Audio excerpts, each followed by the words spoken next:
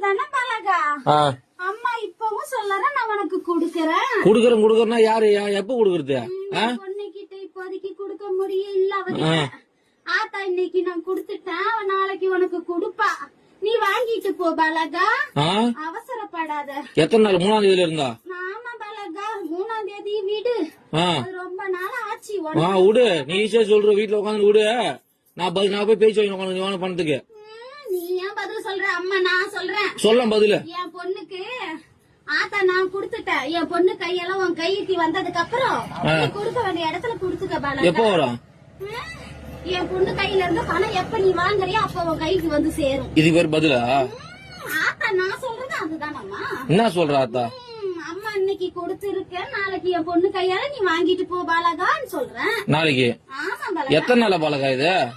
எத்தனை நாளா? இன்னைக்கு தானே சொல்றேன். இத்தனை நாளா எங்க போயிருந்தா?